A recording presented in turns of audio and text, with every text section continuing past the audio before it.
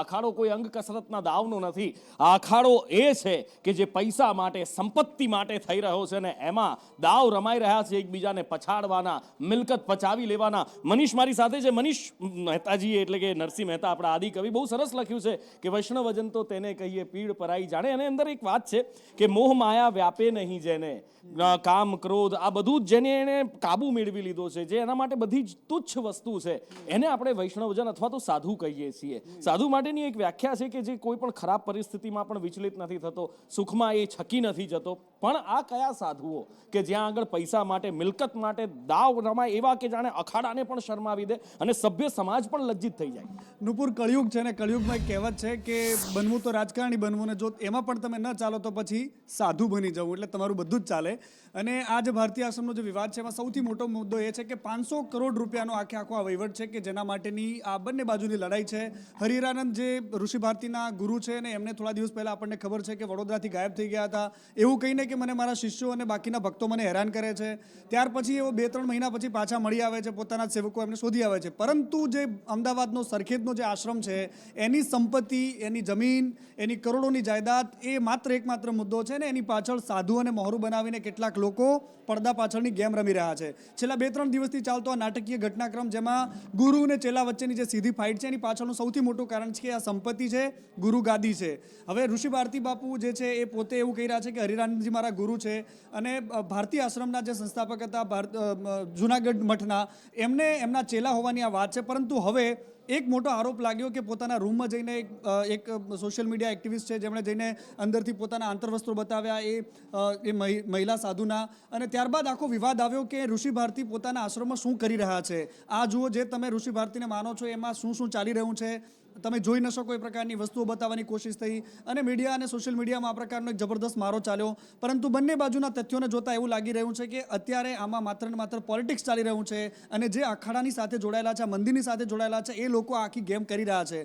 સાધુઓને બીજી બાજુ ઋષિ ભારતી છે, પરંતુ બીજી બાજુ હરિરાનંદને જે લોકો રમાડી રહ્યા છે, એમની આગળ પાછળ ફરી રહ્યા છે. એમાં આજે જે એક નવા ચેરમેનની વાત આવી, એ રામ ગઢવી નામનો એક વ્યક્તિ કે જે પેપર ચોરીનો પેપર કાંડનો આરોપી છે, પેપર લીકનો આરોપી છે. અને એની સાથે સાથે બાઉન્સરો અને એમની બધાની વચ્ચે જ્યારે પોલીસનો પહેરો હોય, ઋષિ ભારતી કહે છે કે મને બદનામ કરવાની વાત છે. બીજી બાજુ સનાતન ખતરામાં છે. એમની સાથે રહેલા જે સાધ્વી છે એમના પર લાગેલા આરોપો, તેઓ રડતા રડતા કહે છે કે જે મહિલાના આંતરવસ્ત્રો બતાવીને તમે એવું કહેતા હતા કે આ શું ચાલી રહ્યું છે, મારો રૂમ છે જ નહીં, આ સમર્થકનો રૂમ હતો. બીજી બાજુ એક દીકરીની એના રમકડા બતાવીને જે ખૂબ સોશિયલ મીડિયામાં વાયરલ થઈ એ તસવીરો, જેના પર પણ એમણે રડતા રડતા પોતાની વાત રાખી છે. બંને પક્ષે દલીલો થઈ રહી છે, સમાધાનની વાતો થઈ રહી છે. હરિહરન કહી રહ્યા છે કે હું મામલાને શાંત કરવા માંગુ છું. બીજી બાજુ ઋષિ ભારતી કહે છે કે હું મુખ્યમંત્રીને મળવા ગયો હતો. ક્યાંક એમાં રાજનીતિ પણ હવે પડદા પાછળ રમાતી હોય તેવું લાગી રહ્યું છે. પરંતુ આ મામલો શાંત ક્યારે થશે કે જ્યારે આ બંને ગુરુ અને ચેલા વચ્ચે એક મિટિંગ થાય અને સમાધાનકારી કોઈ વલણ આવે. પરંતુ આ બધાની વચ્ચે આવતીકાલે ભંડારાની જાહેરાત થઈ ગઈ છે. નુપુર, પોતાના સમર્થકો સાથે હરિહરાનંદ પોતે સરખેજમાં એક ભંડારો કરવા જઈ રહ્યા છે અને લોકોની નજર છે એના પર કે હવે શું થાય છે. પરંતુ સૌથી મોટી વાત, જેમ તમે પહેલા કહી નરસિંહ મહેતાની વાત સાથે, તો આ કળિયુગ છે અને કળિયુગમાં માત્ર આવા લોકોની જ દુકાન ચાલે છે કે જેને બજારમાં ધર્મ વેચતા આવડે છે, જેને બજારમાં તમારા ઇમોશન્સ વેચતા આવડે છે. અને મનીષ, એક બીજો સવાલ પણ થાય અહીંયા આગળ કે આ સરખેજ આશ્રમ માટે કોઈ પહેલો વિવાદ નથી. આપણે જાણીએ છીએ અને લોકો પણ જાણે છે કે ભૂતકાળમાં આના માટે કેવા દાવપેચ થયા છે. ભારતી બાપુ દેવ થયા, એમનું જે સ્થાનક હતું ગિરનારમાં, ભવનાથમાં, ગિરનારની તળેટીમાં એમનો ભારતીય આશ્રમ, એ ભારતીય આશ્રમ માટે કોઈ દાવપેચ, કોઈ કાવા દાવા નથી થતા. પણ જ્યાં વાત આવે છે એમના જ બનાવેલા સરખેજ આશ્રમની, તો એની ઉપર જ આ બધા કહેવાતા સાધુ સંતોનો ડોળો મંડાયેલો છે. એનું કંઈક કારણ તો હશે. સૌથી મોટું કારણ છે 55 એકર જમીન જે આજુબાજુમાં જે એમની મંદિરની છે. અમદાવાદમાં જ 2 આશ્રમ છે એમના, એક સરખેજ આશ્રમ છે અને બીજો પણ એક આશ્રમ છે અમદાવાદની બાજુમાં જ. આ બંને આશ્રમની જમીન છે, કરોડો રૂપિયાની જમીન છે નુપુર. અને બીજી વાત અહીંયા એ છે કે જે સાધુઓ છે, જેમાં એક આખો ટ્રસ્ટની વ્યવસ્થા છે, આખા ટ્રસ્ટીઓ પણ છે, ઘણા બધા પોલિટિકલ બેકગ્રાઉન્ડ સાથે જોડાયેલા નેતાઓ પણ એમના ટ્રસ્ટી છે. પરંતુ જે પ્રમુખ હોય છે એ સંત છે, જેમ કે ઋષિ ભારતી અત્યાર સુધીમાં એની ગાદીનો વહીવટ સંભાળતા હતા. પરંતુ હરિરાનંદનું કહેવું એવું છે કે મારો ચેલો છે જ નહીં, મેં એનામાંથી મુક્ત કરી દીધો છે, એટલે હવે આશ્રમની સીધી જવાબદારી મારી થઈ ગઈ અને હું જ આનો સત્તાધીશ થઈ ગયો. મૂળ વાત અહીંયા એ છે કે ગુરુ અને ચેલા વચ્ચે પણ ગાદીનો ગજગરા છે. ગાદી એટલે કે આ કરોડોની સંપત્તિ, આ ચાલતો વહીવટ, હજારો રૂપિયા લોકોને આવતા ભંડારામાં, પેટીમાં, દાન પેટીમાં આવતા રૂપિયાની સાથે સાથે પોતાના મંડળમાંથી પણ જેમના ભક્તો છે એમને આપતા જે દાન પૈસા છે, એ મૂળ વિદેશથી આવતા પણ પૈસા છે નુપુર. અને આ બધાની વચ્ચે આપણે સૌ કોઈ જાણીએ છીએ કે આ દુકાનો ખૂબ સારી રીતે એટલા જ માટે ચાલે છે કારણ કે ભક્તોને આ બધાની વાતની ખબર નથી હોતી. ભક્ત માટે એ આસ્થાનું કેન્દ્ર હોઈ શકે છે, પરંતુ જે સાધુઓ વચ્ચે જે ચાલતી આ ગેમ છે એવી રાજનીતિની ફૂટપાથ પર પણ આપણે નથી જોતા, વિધાનસભામાં પણ નથી જોતા, અને જ્યારે ચૂંટણી ટાઈમે નેતાઓ વચ્ચે ચાલતી રાજનીતિ હોય છે એને પણ શરમાવે તેવી રાજનીતિ આ સાધુ સંતો વચ્ચે અત્યારે આપણે જોઈ રહ્યા છે. બિલકુલ, સાધુ સંતો વચ્ચે જે રાજનીતિ થઈ રહી છે, ખતરનાક રાજનીતિ થઈ રહી છે. આની પહેલા પણ અનેક વાર આપણે જોયું છે કે પછી એ સોખડા હોય કે મારે અત્યારે બધાના નામ નથી ગણાવવા, પણ લોકો આપ જાણો છો સારી રીતે કે તમે જેને ગુરુ માનો છો, જેના ચરણ સ્પર્શ કરો છો, એ તો મોહ માયામાં લિપ્ત છે. એમને તો હજી રામ નામની એવી તાળી લાગી જ નથી કે એના મનમાં સકળ તીરથ એના તનમાં આવી શકે, અને એ પૈસાના મોહમાં છે. પછી એ હરિહરાનંદ હોય કે પછી એ ઋષિ ભારતી પર લાગતા આરોપ હોય, આ બધું એ સાબિત કરે છે. આમાં કોણ સાચું કોણ ખોટું એ આપણે નક્કી નથી કરી શકતા, અને એનું જ કારણ છે કે અત્યારે આક્ષેપ પ્રતિ આક્ષેપનો મારો ચાલી રહ્યો છે. હરિહરાનંદ કહી રહ્યા છે કે જાતિવાદના કારણે મને બદનામ કરવામાં આવે છે, હું કંઈ એવું કરતો નથી. બીજી બાજુ ઋષિ ભારતી કહી રહ્યા છે કે મારા ગુરુ છે, ભાઈ ગુરુ આવી રીતે કરે છે. અને બીજી બાજુ ભારતીબેન પેલા જે છે એ પણ રડતા આંખે કહી રહ્યા છે કે ભાઈ મારા ગુરુ છે ને ગુરુ આવું કરે તો એ કેવી રીતે ચાલે. હવે આ બધી જ સંપત્તિની અંદર ઇમોશનલ કાર્ડ પણ કેવી રીતે રમાય છે, ને આક્ષેપ પ્રતિ આક્ષેપ, ને મનીષે કીધું એમ કે રાજનીતિને શરમાવે એવા કેવા થાય છે એ જુઓ. દયાનંદ ભારતીને ડાયરેક્ટ પ્રશ્ન છે કે બાપુ બ્રહ્મલીન થયા ત્યારબાદ જુનાગઢ ભારતીય આશ્રમનો વિવાદ કેમ ઊભો નથી થતો? ત્યાં જે સંત છે એ એમના સમાજના છે, કેવા છે, ક્વોલિટી, લાયકાત એ મને ખ્યાલ નથી, પરંતુ એને તમે મહાન તરીકે બેસાડો, સ્વતંત્ર એને વહીવટ સોંપો તો કોઈ પ્રશ્ન નથી આવતો. માત્ર સરખેજના પ્રશ્નને લઈને, સરખેજની જગ્યાને લઈને વિવાદાસ્પદ વાતાવરણ આખું ઊભું કરવું એ એટલો ભેદભાવ શા માટે? મહામંડલેશ્વર તરીકેની જેણે પદવી મેળવી છે, અને એ પણ બાપુના આશીર્વાદથી, અને એવા આપણા મહામંડલેશ્વર વિશ્વેશ્વરી ભારતી માતાજીને અહીંયા ગાદીપતિ તરીકે બેસાડ્યા છે, એ પણ વકીલોની હાજરીમાં, સેવકોની હાજરીમાં, સંતોની હાજરીમાં એનો નોટરીરાઇઝ લખાણ બધું થયેલું છે. તો પછી તમારો જે ટ્રસ્ટમાં કોઈ હક હિસ્સો નથી, અને છતાં પણ તમે દાવેદારી કરવા, એક માત્ર ને માત્ર પ્રોપર્ટી પ્રાપ્ત કરવાની એક લાલચા, હું તો કહું આપનું સ્ટેન્ડ કેમ સ્થિર નથી રહેતું? હું કોઈ એવું ખરાબ કાર્ય મેં નથી કર્યું જીવનમાં, અને આજે મારી એકતા અહીંયા મારી સામે છે, એટલે હું મારો પગ રજૂ કરવા જનતાને એમ થાય કે માતાજી, વિશ્વેશ્વરી માતાજી શું છે, મારા આ કરવું પડે એ પણ મને બહુ દુઃખની વાત છે. અને ગુરુ છે એ પિતા સમાન છે, અને જો પિતા ઉઠીને એમ કે આના અંદરના કપડાં તો મેં અત્યારે પણ લેગીસ પહેરેલી છે, અંદર એ કપડાં પહેરેલા છે, કેમ કે હું એક લેડીઝ છું, અને મારી હારે મારા ઘણા ભક્તો રહે છે, અને હું સાધ્વી થઈશું તો આશ્રમમાં મારા રૂમ નહીં હોય તો બીજું ક્યાં હશે? તો હું આશ્રમમાં ન રહું તો હું ક્યાં જાઉં? જ્યારે પંતે જુનાગઢમાં દીક્ષા થાય તો સાધ્વી બનતા હોય છે, અને તોય આવા ઇન્જામ આવે તો મને ખૂબ હૃદયથી એક દુઃખ થાય છે. અને જે ટોયસ રમકડા છે હું સ્વીકારું છું, અમારી એકતાના છે, અને એ બધા ભક્તોએ આપેલા છે મારી એકતાની ગિફ્ટમાં. મારી પર એવું કહે છે કે જાતિવાદ છે, તો જાતિવાદ હોત તો મેં ત્રિશક્ષેલા બનાવ્યા, અને અન્ય જ્ઞાતિના છે. 4 આશ્રમ છે, સરખેજ, જુનાગઢ, વાકિયા અને નર્મદા. 4 આશ્રમ મારા હાથમાં અત્યારે છે. તો 4 આશ્રમમાં અલગ અલગ જ્ઞાતિના સંતોને મૂકવામાં આવ્યા છે. જો જાતિવાદ હોત તો બીજા સંતો છે એ મારી જે જાતિ છે એના નથી. એટલે જે શબ્દો તમે સાંભળ્યા, મહામંડલેશ્વર ને આ ને તેને, ખબર છે ત્યાં સુધી કેવી રીતે પહોંચાય છે?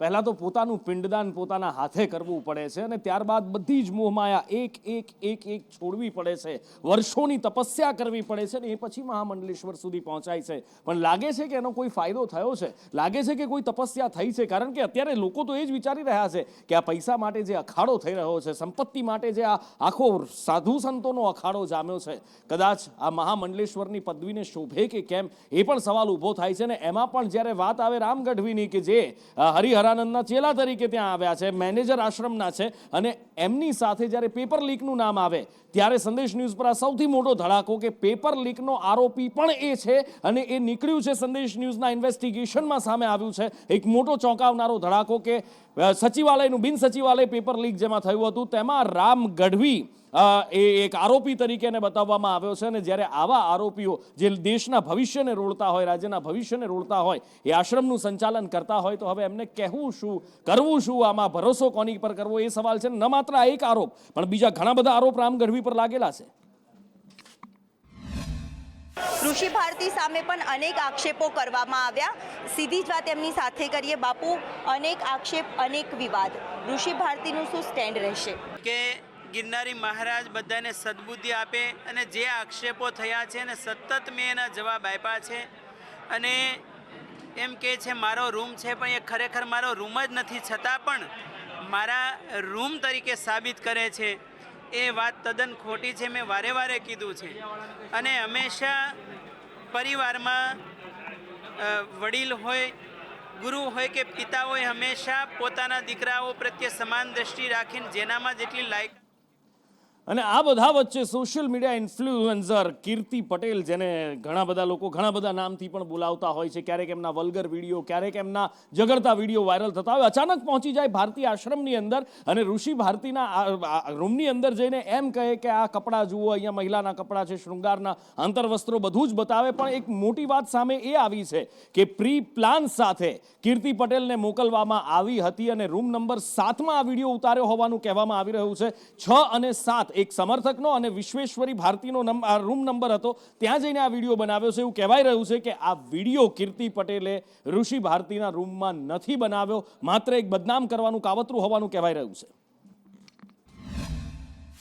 ઋષિ ભારતી આશ્રમમાં ચકચારિત અનેક ખુલાસા થઈ રહ્યા છે અને ભારતી આશ્રમને લઈને પણ અનેક ખુલાસા કરવામાં આવ્યા છે. જ્યારે ઋષિ ભારતી દ્વારા અનેક આક્ષેપ પણ કરવામાં આવ્યા કે પ્રી પ્લાનિંગથી આ પ્રકારે એક યુવતીને પ્રવેશ આપવામાં આવ્યો હતો અને સાથે સંદેશ ન્યૂઝમાં પણ એ બાબતનો ખુલાસો છે તે પણ કરવામાં આવી રહ્યો છે કે જે રૂમ નંબર 5 અને 6માં જે બતાવવામાં આવ્યું હતું તે દરમિયાનનો એક ખુલાસો થયો છે કે જે રૂમ નંબર 5 હતો કે 6 હતો તે ઋષિ ભારતીનો હતો. જો કે એ રૂમ માતાજીનો હતો કે નહીં તેને લઈને પણ છુપાવવાનો પ્રયત્ન છે તે કરવામાં આવ્યો હતો અને હાલ જે આ રૂમ છે તે લોક મારવામાં આવ્યું છે. જ્યારે સવાલ એ થઈ રહ્યો છે કે આ જ્યારે રૂમ બનાવવામાં આવ્યો અને અંદર લોક મારવામાં જો આવતું હોય તો પ્રવેશ કેવી રીતે આ યુવતીને આપવામાં આવ્યો હતો અને આ પ્રકારે. હવે વાત કરવી છે વરસાદી તારાજીની. 3 દિવસ પહેલા ધમરોળવાનું શરૂ કર્યું મેઘરાજાએ દક્ષિણ ગુજરાતને અને એવા વરસ્યા કે ગાંડી તૂર બનેલી નદીઓ હજી પણ શાંત નથી થઈ રહી. નર્મદાનું જળસ્તર એક તરફ વધ્યું છે, બીજી બાજુ કીમ નદી પણ કાંઠા તોડી અને ગામ અને શહેરમાં ઘૂસી ગઈ છે. એ 8 દ્રશ્યો છે કે જ્યાં કીમનું રૌદ્ર સ્વરૂપ દેખાય છે, કે જ્યાં ગામ ડૂબાડી દીધા છે. કઠોદરા ગામ ડૂબી ગયું છે, ઉમરાસી ગામ હોય, મુળદ ગામ હોય, હાંસોટ પર તો બેવડી આફત છે. કારણ કે એક તરફ નર્મદાનું પાણી હાંસોટમાં આવે અને બીજી બાજુ હાંસોટના ગ્રામ્ય વિસ્તારની અંદર કીમ નદી તરખાટ મચાવી રહી છે. કઠોદરા હોય કે પછી અલગ અલગ જગ્યા હાઈવે પણ બંધ થઈ ચૂક્યા છે. સંદેશ ન્યૂઝની ટીમ આજે આવી પહોંચી છે જે કઠોદરા ગામ છે તેના અમન પાર્ક સોસાયટીમાં. તમે દ્રશ્ય જોઈ શકો છો, છેલ્લા 24 કલાકથી આ વિસ્તારમાં કીમ નદીના પાણી ફરી રહ્યા હતા અને પાણીને લઈને લોકો હાલાકીનો સામનો કરી રહ્યા છે. ત્યારે આપણી સાથે કેટલાક સ્થાનિકોએ ગામમાંથી જાણવા માંગ્યું છે. બેન, આ વિસ્તારમાં કેટલા ઘરો છે, કેટલા સમયથી આ વિસ્તાર નુકસાન? नुकसान तो बहुत सारे हो गए, 20-25 घर हैं यहाँ पे, सबके नए बने. 1 साल हुआ है यहाँ पे रहे हुए. हमारे सब फर्नीचर, बेड, मोस्टली सब लोग को नुकसान हुआ है यहाँ पे, लेकिन कोई भी हेल्प के लिए नहीं आया यहाँ पे. नुकसान फर्नीचर.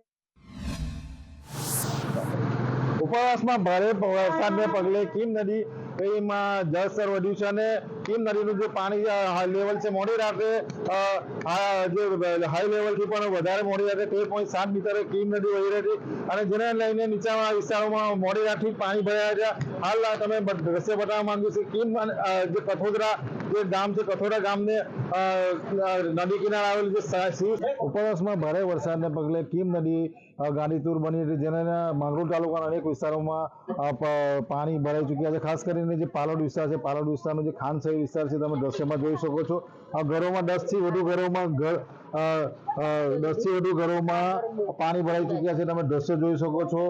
ઘર વખરીનો સામાન પડી ગયો છે. જે રીતે ગઈકાલે જે પાણી આવેલું હતું કીમ નદીમાંથી, જેને લઈને જે સ્થાનિકો હાલાકીનો સામનો કરી રહ્યા છે. અમારા ઘરની ટાઈપ બિલકુલ પરિસ્થિતિ ખરાબ છે. તમે આવીને જો તો બધું ખબર પડે. છોકરો નથી, ઘણી નથી, હું એકલી બાઈ છું.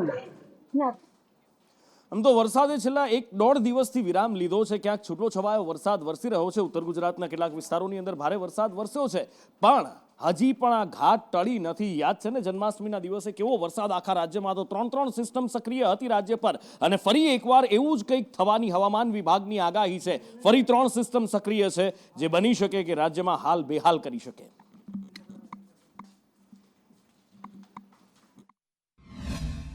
वेरी हेवी आइसोलेटेड प्लेसेस में वार्निंग है.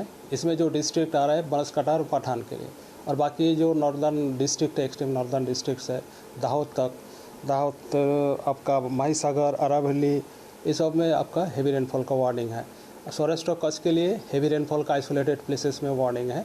इसमें कच्छ डिस्ट्रिक्ट इंक्लूडेड है. और અને આ બાજુ વડોદરામાં હજી પણ તારાજી નથી રોકાઈ રહી. પૂરના પાણી ઓસર્યા છે, પણ પૂરના પાણી ઓસર્યા પછી કેટલી તકલીફ, કેટલી નુકસાની એ તો સામે આવ્યું, પણ એ પછી મહાનગરપાલિકાની એક પછી એક બધી પોલ પણ ખુલતી જઈ રહી છે. હવે વડોદરામાં એક મોટો ભૂવો પડ્યો છે, એટલો મોટો ભૂવો કે આખો ટ્રક એની અંદર સમાઈ જાય. ભૂવો પડતા મહાકાય ઝાડ પણ એની અંદર પડી ગયું હતું, અને લોકોની મુશ્કેલીનો કોઈ પાર નથી. જો કે સદનસીબે અહીંયા કોઈ વાહન પાર્ક કરેલું નહોતું કે કોઈ પસાર નહોતું થયું, એટલે જાનહાનિ અને મોટું નુકસાન ટળ્યું છે. વડોદરા શહેરના મુજમવડા વિસ્તારમાં 50 ફૂટ લાંબો અને લગભગ 20 ફૂટ પહોળો ભૂવો પડ્યો છે. રોડ બેસી ગયો છે એમ પણ કહી શકાય. પણ આને ભૂવાની વ્યાખ્યા આપીશું, કારણ કે વડોદરા શહેર હવે ભૂવા નગરી બન્યું છે. સવારે વહેલા પડ્યું છે, કોઈ હતું નહીં. લોકોને જાનહાનિ નુકસાન નહીં થયું. કોઈ ગાડીવાળી ખાલી લારીવાળા નુકસાન થયું, ફ્રૂટવાળાને. એની લારી અંદર બેસી ગયેલી. કોઈ જાનહાનિ થઈ નથી. કોઈ જાનહાનિ નહીં, કોઈ ગાડીવાળી નુકસાન નહીં. ખાલી ફ્રૂટની લારી અંદર પડી ગયેલી. તે હવે ભાઈ લાઈન કાઢી લીધી, એટલે કોઈ જાનમાલને કોઈને નુકસાન થયું નહીં. અને વરસાદી તારાજી આ જ રીતે પછી એ વડોદરા હોય કે દક્ષિણ ગુજરાત હોય, બધે જ જોવા મળી રહી છે. ને એમાં પણ તંત્રની મહેરબાનીથી લોકો એટલા હેરાન થઈ રહ્યા છે કે વાત જવા દો. ધોળકાના દ્રશ્યો તમને બતાવવા છે. અહીંયા રહેવું તો રહેવું કેવી રીતે, જીવવું તો જીવવું કેવી રીતે, એ તો છોડો, શ્વાસ કેવી રીતે લેવો એ મોટી સમસ્યા છે. કારણ કે અહીંયા આગળ વરસાદી પાણીની સાથે સાથે ગટરના પાણી પર ફરી વળ્યા છે, અને આંબેઠી જવાના રોડ ઉપર આ પાણી ભરાયા છે. લોકો કેવી હાલતમાં જીવે છે, કેવી હાલતમાં અહીંયા પસાર થાય છે, વિચારીને જ અરેરાટી થઈ જાય. આ રસ્તામાં છેલ્લા 10 દિવસથી પાણી છે. જે વરસાદ બંધ થયા આજે અઠવાડિયું થયું છે, તેમ છતાં ઢીચણ ઉપર પાણી છે. અવર જવર બધી રસ્તાઓની બંધ છે. આ ગામ આંબેઠી અને અંધારીનો જોડતો મેન માર્ગ છે. નગરપાલિકાના પાપે અમે 2 ગામો હેરાન થાય છે. ભાજપના એક આગેવાનના કારણે આ બધા હેરાન થાય છે. ભાજપના એક આગેવાનની મોટી ખેતી છે, જેના કારણે નગરપાલિકામાં સાંઠગાંઠ કરી આગેવાનો જોડે નગરપાલિકાના ગટરનું પાણી આજે આ બંને ખાડા તમે જોઈ રહ્યા છો એમાં નખાયું છે. અને વાત કરવી છે એવા રાજકારણીની કે જેમની છાપ હંમેશા ગુજરાત પર જોવા મળે છે. પછી એ સક્રિય હોય કે ન હોય, એટલે કે સક્રિય રાજકારણમાં હોય કે ન હોય, એ ધારાસભ્ય હોય કે ન હોય, મંત્રી હોય કે ન હોય. વાત થઈ રહી છે નીતિન પટેલની. નીતિન પટેલે એક એવો ચમત્કાર કરી બતાવ્યો છે કે વાત જવા દો. મહેસાણા અર્બન બેંકની ચૂંટણીમાં એક નવો વળાંક લઈ આવ્યા છે. ફોર્મ પાછો ખેંચવાનો છેલ્લો દિવસ હતો, અને એ વખતે બંને પેનલને એક કરી દેવાય. વિકાસ અને વિશ્વાસ પેનલ એક થઈ ગઈ. પાયલ ફોન લાઈન પર જોડાયા છે. પાયલ પાસેથી જાણીએ, નીતિન પટેલે આ કમાલ કરી બતાવ્યો છે, અને એવું લાગે છે પાયલ કે હવે આ ચૂંટણી બિનહરીફ થઈ ગઈ છે.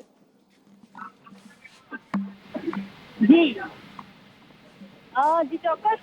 અત્યારે અર્બન બેંકની ચૂંટણીનો મામલો જે ચાલી રહ્યો છે, 3 વાગ્યા સુધીમાં જે ફોર્મ પરત ખેંચવાના હતા, તે ફોર્મ હજુ સુધી પરત ખેંચાઈ રહ્યા છે. અને કલેક્ટરની અધ્યક્ષતામાં અત્યારે બંધ બારણે બેઠક યોજાઈ છે, અને બંને પેનલો જે છે તે અત્યારે હાલમાં એકમત થઈ ગઈ છે. વિકાસ અને વિશ્વાસ બંને પેનલ એક થઈ ગઈ છે. પૂર્વ નાયબ મુખ્યમંત્રી નીતિનભાઈ પટેલ છે, તેમના પ્રયાસથી આ પેનલ છે એક થઈ છે. હવે માત્ર અપક્ષ ઉમેદવાર જ ચૂંટણી લડશે. બંને પેનલમાં ઉમેદવારોની વહેંચણી કરાઈ છે, જ્યારે વિશ્વાસ પેનલના 5 અને વિકાસ પેનલના 12 મળીને 17 ઉમેદવારો જે છે એક સાથે હવે ચૂંટણી લડશે. હવે ચૂંટણીમાં માત્ર ઔપચારિકતા જ બાકી છે. અત્યારે હાલમાં બંધ બારણે કલેક્ટર સાથે બંને પક્ષના જે આગેવાન છે તે બેઠા છે, અને તેઓ અત્યારે ચર્ચા કરી રહ્યા છે. અને આગળ વાત કરવી છે એક નવા મંડાણની, એક નવા આંદોલનના. આમ તો આંદોલન જૂનું છે પણ સ્વરૂપ નવું છે, કારણ કે જૂની પેન્શન યોજના છેલ્લા ઘણા સમયથી રાજ્યમાં એની માંગ થઈ રહી છે. સરકારી કર્મચારીઓ હોય, શિક્ષક સંઘ હોય, દરેક એની માંગ કરી રહ્યા છે. OPS એને લઈને દેશની અંદર પણ ઘણા આંદોલનો થઈ ચૂક્યા છે. સરકાર ટસની મસ્ત થવા તૈયાર નથી ને ત્યારે હવે 17 તારીખથી ફરી એકવાર એક નવું આંદોલન શરૂ થવાના અણસાર દેખાઈ રહ્યા છે. છેલ્લા કેટલાય સમયથી સરકારને વિનંતી પત્રો લખ્યા હતા માનનીય મુખ્યમંત્રીશ્રીને, અને 2022માં માનનીય મંત્રીશ્રીઓની બનાવેલી કમિટીને પણ પ્રશ્નોની રજૂઆત કરી હતી. છતાં પણ સરકાર તરફથી કોઈ હકારાત્મક પરિણામ ન મળતા આજે 1 થી 10 પ્રશ્નો સાથે જૂની પેન્શન યોજના, ફિક્સ પગારી યોજના, 50 વર્ષની ઉંમરના કર્મચારીઓને ખાતાકીય પરીક્ષામાંથી મુક્તિ, આ બાબતે માનનીય મુખ્યમંત્રીશ્રીને આજે 10 મુદ્દા સાથે આવેદનપત્ર આપ્યું છે અને આંદોલનના કાર્યક્રમો જાહેર કરવામાં આવ્યા છે કર્મચારીના હિતમાં. શું પહેલવાનો કુસ્તીમાં જઈ રહ્યા, કુસ્તી પછી એ રાજનીતિની કુસ્તીમાં જઈ રહ્યા છે? રાજનીતિના અખાડામાં ઉતરી રહ્યા છે બજરંગ પુનિયા અને વિનેશ ફોગાટ. આ સવાલ ચર્ચાઈ રહ્યા છે કારણ કે એક ફોટો પોસ્ટ કરવામાં આવ્યો અને એ ફોટો હતો ભારત એટલે કે ઇન્ડિયન કોંગ્રેસનો, અને એમાં રાહુલ ગાંધી સાથે બજરંગ પુનિયા અને વિનેશ ફોગાટ દેખાઈ રહ્યા છે. કશ્યપ પાસેથી વિગત જાણીએ. કશ્યપ, વિનેશ ફોગાટ અને બજરંગ પુનિયા છે તેના દ્વારા કોંગ્રેસના જે સિનિયર લીડરો છે તેની સાથે મુલાકાત છે તે કરવામાં આવી હતી. કેસી વેણુગોપાલ અને રાહુલ ગાંધી સાથે તે બંને જે છે તેને મુલાકાત કરી હતી અને તેને લઈને જ હવે અટકળો છે તે શરૂ થઈ ગઈ છે કે હરિયાણાની ચૂંટણીમાં ફોગાટ જે છે તે ચૂંટણી મેદાનમાં ઉતરી શકે છે. મહત્વની બાબત છે કે છેલ્લા ઘણા સમયથી આ વાતને લઈને અટકળો છે તે ચાલી રહી હતી. હરિયાણામાં ચૂંટણીનો માહોલ છે તે ગરમાયો છે ને આ માહોલ વચ્ચે જ આ બંને જે સ્પોર્ટ્સમેન છે ને તેના દ્વારા રાહુલ ગાંધી સાથે મુલાકાત કરવામાં આવી છે અને કોંગ્રેસ દ્વારા આ ફોટો જે છે તે પોસ્ટ કરવામાં આવ્યો છે ને તેને લઈને જ હવે આ અટકળો છે તેણે જોર પકડ્યું છે. જી, એટલે હવે જોવાનું એ છે કે આગળ શું થાય છે. પણ વાત કરવી છે હવે એક એવા રાજ્યની કે જ્યાં કર્મચારીઓને પગાર નથી મળી રહ્યા. 4-5 તારીખ થઈ જાય, ખાતામાં પૈસા ના આવે, અને એ પણ જો સરકારી કર્મચારી કે પેન્શનરના ખાતામાં, તો બહુ મોટી વાત કહેવાય. 93,000 કરોડનું દેવું અને હિમાચલ સરકાર પૈસા નથી ચૂકવી શકતી. હવે એના પર રાજકારણ શરૂ થયું છે. આરોપ પ્રત્યારોપ અને વાકબાણ સામસામે છૂટી રહ્યા છે. ભારતીય જનતા પાર્ટી કોંગ્રેસ પર દોષનો ટોપલો ઢોળી રહી છે. કોંગ્રેસ કહે છે આ ભાજપનું પાપ છે. अगर किसी फिस्कल डिसिप्लिन करना, आर्थिक संकट से हम उभर रहे हैं, आर्थिक संकट को हम पार कर चुके हैं. अब डिसिप्लिन लाकर हिमाचल प्रदेश को सेल्फ रिलायंट बनाने की तरफ, आत्मनिर्भर हिमाचल बनाने की तरफ ये चेंजिंग जरूरी है और इसमें फैसले किए जाएंगे. देखिए, जो आपने कहा है वो जयराम ठाकुर जी को आना चाहिए ना. हमने तो बोला कि पहला मुद्दा उनका है. हम चाहते हैं कि वित्तीय कुप्रबंधन पर ये सर विपक्ष चर्चा करे. हमने तो सरकार की तरफ से लाया, किसी भी नियम के तहत करे. हम जनता की को भी बताना चाहते हैं. The Congress government, with its reckless false promises it made to the people during elections, has now sunk the state and the future of its people, 76.5 lakh people, into despair and darkness. But one needs to ask, why is the Gandhi family quiet? We all know, we have read in papers from time to time that they go to Shimla and Himachal Pradesh for a vacation or for a holiday. But now why have they abandoned the good people of Himachal Pradesh? And Mr. Rahul Gandhi, સરકારી દવાખાનામાં જાઓ, civil hospital કે પછી કોઈ પણ, ત્યાંથી દવાઓ સરકારી દવાઓ આપવાની હોય છે. પણ ઘણીવાર એવું થાય કે પ્રિસ્ક્રિપ્શન ડૉક્ટરે આપ્યું હોય, દવાની દુકાનમાં જાઓ તો એમ કહે કે આટલી દવાઓ અત્યારે અહીંથી મળશે, બાકીની બહારથી લઈ લેજો. એનું કારણ શું છે ખબર છે? કે દવાઓનો જથ્થો રખરખાવ યોગ્ય નથી થતું. અત્યાર સુધી તો આપણે જોયું હતું કે APMCમાં ધાન અનાજ પલળતા જોયા છે, પણ અત્યારે દવાઓનો, સરકારી દવાઓનો જથ્થો GMSCLની અંદર, એના ગોડાઉનની અંદર પલળી ગયો. ખબર હતી વરસાદ છે, પણ તેમ છતાં ખુલ્લામાં દવા રાખવામાં આવી અને બધું જ બરબાદ થઈ ગયું. એક બાજુ દર્દીઓ દવા માટે વલખા મારી રહ્યા છે અને બીજી બાજુ આ રીતે આ દવા પલળી અને બરબાદ થઈ રહી છે. એક તરફ સરકારી દવાખાનાઓ જે છે તેમાં દવાની ઘટ જે છે તે જોવા મળી રહી છે, પરંતુ બીજી તરફના દ્રશ્યો જોઈએ તો રાજકોટ જે GMSCLનું જે ગોડાઉન છે કે જ્યાંથી જે તમામ સરકારી દવાખાનાઓ જે છે, સિવિલ હોસ્પિટલ સહિતની જે હોસ્પિટલો જે છે સરકારી, ત્યાં દવાનો જથ્થો જે છે તે પહોંચાડવામાં આવતો હોય છે, પરંતુ અહીંયા જ્યારે રિયાલિટી ચેક કરવા સંદેશ ન્યૂઝ પહોંચ્યું છે ત્યારે કંઈક અલગ દ્રશ્યો આવ્યા છે. વરસાદની અંદર લાખો રૂપિયાની દવા જે છે તે પલળી ગઈ છે અને બહાર જથ્થો જે છે તે પણ રાખી દેવામાં આવ્યો છે. આ જથ્થો જ્યારે અમે ચેક કર્યો ત્યારે આની એક્સપાયરી ડેટ જે છે તે 2026ની એક્સપાયરી ડેટ જોવા મળી રહી છે. હું આપને એ પણ દ્રશ્યો બતાવીશ. આ એક ફ્રાઇમાસેટિન સ્કિન ક્રીમની આ ટ્યુબ જે છે તેમનો જથ્થો મોટી સંખ્યામાં અહીંયા પડ્યો છે ને તેમની એક્સપાયરી ડેટ આપણે જોઈએ તો જે મેન્યુફેક્ચર ડેટ છે 7મા મહિનામાં 2024માં મેન્યુફેક્ચર થઈ છે, જ્યારે તેમની એક્સપાયરી ડેટ જે છે તે 12મા મહિના અને 2026ની છે. જે જથ્થો અહીંયા નીચે પડેલો છે અને કોઈ પણ આની જે કહી શકાય કે જવાબદારી નથી લઈ રહ્યું. આ જથ્થો જે છે તે મોટા પ્રમાણમાં બહાર રાખી દેવામાં